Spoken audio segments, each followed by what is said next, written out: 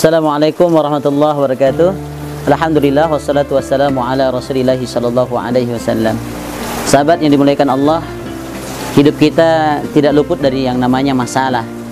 Bahkan hidup kita ini adalah masalah. Fa idza faragta fansab wa ila rabbika farghab. Ketika kita selesai satu masalah, maka Allah berikan masalah yang lain. Menangis, menjerit tidak akan mengubah keadaan dan tidak akan mengubah masalah. Lebih baik kita tersenyum daripada menangis.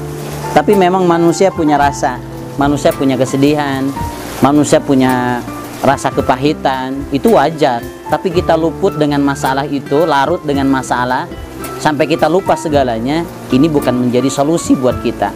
Sekeliling kita ada punya masalah, karena hidup kita diwarnai dengan masalah itu.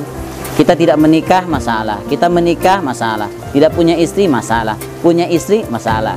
Tidak punya anak, masalah. Punya anak, sumber masalah. Tidak kerja, masalah. Bahkan kita kerja pun itu masalah.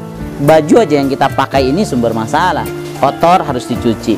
Udah dicuci, dijemur. Sudah dijemur, baru disetrika. Barulah kita bisa pakai. Artinya hidup ini adalah masalah. Kita tengok deh kiri kanan kiri kita. Kanan, kiri, depan, belakang, semua adalah sumber masalah. Karena kita hidup di dunia ini, ahasiban nasu ayyaqulu amanna wa hum la yuftanun.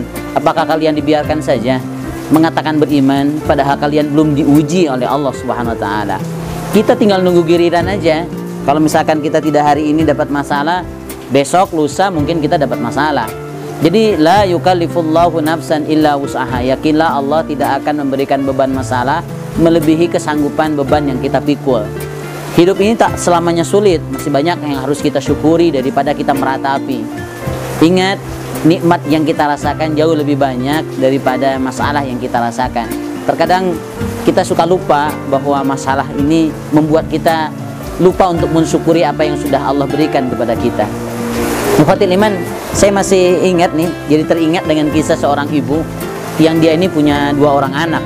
Satu jualan es krim, yang satu anaknya jualan payung. Ibu ini ketika musim hujan seperti ini menangis. Kenapa dia menangis? Karena anaknya yang jualan es krim tidak laku. Dan ketika musim kemarau, ibu pun menangis karena anaknya yang jualan payung tidak laku. Selamanya dia terus sedih dan terus bersedih dan terus merenung gitu. Nah sekarang coba pola pikirnya dibalik oleh ibu itu. Ketika datang musim hujan seperti ini, si ibu itu harusnya bahagia karena giliran anaknya yang jualan payung yang laku. Ketika musim kemarau, ibu pun harus bahagia karena giliran anaknya yang jualan es krim yang laku. Jangan fokus dengan masalah, fokuslah dengan nikmat yang Allah berikan kepada kita. وَلَنَبْلُوَنَّكُمْ بِشَيْءٍ مِنَ الْخَوْفِ وَالْجُوعِ وَنَقْصٍ مِنَ الْأَمْوَالِ وَالْأَنفُسِ وَالثَّمَرَاتِ وَبَشِّرِ الصَّابِرِينَ. Dan sungguh kami akan berikan cobaan kepadamu dengan sedikit ketakutan, kelaparan, kekurangan harta, jiwa, buah-buahan, dan berikanlah kabar gembira kepada orang-orang yang sabar. Al-Baqarah 155. Ayat ini menegaskan kepada kita, semua manusia, kaya, miskin, Allah berikan masalah. Allah berikan di dunia ini dengan berbagai nikmatnya, dan Allah pun berikan masalahnya. Tapi luar biasanya orang yang beriman. Ajaban li amril mu'min. Sungguh mengagumkan urusan orang-orang yang beriman. Inna amruhu kulluhu khair. Semua urusannya positif buat dia. Inna asobathu sara'u syakara. Ketika datang musibah, dia bersyukur. Fakana khairullah. Dia yakin musibah itu baik buat dia. Wa inna asobathu dara'u sabara. Ketika dia musibah menimpa dia, dia bersabar. Fakana khairullah. Dia yakin musibah itu baik buat dia. Hadis riwayat Muslim. Jadi bukan masalahnya yang besar kita menjadi sulit, justru kita menganggap sulit masalah itu menjadi besar. Sahabat yang dimuliakan Allah Subhanahu wa taala, terkadang kita memang baru ingat Allah ketika ada masalah. Mungkin Allah sedang menegur kita nih. Kita lupa kepada Allah, kita lupa dengan sholat, kita lupa dengan amal sholat, kita lupa dengan dunia, kita lupa dengan kesombongan kita. Baru Allah tegur dulu, baru kita ingat gitu. Makanya Allah berikan kita masalah, terus masalah, supaya kita ingat kepada Allah. Karena kalau kita diberikan terus nikmat, kadang kita lupa kepada Allah Subhanahu wa taala.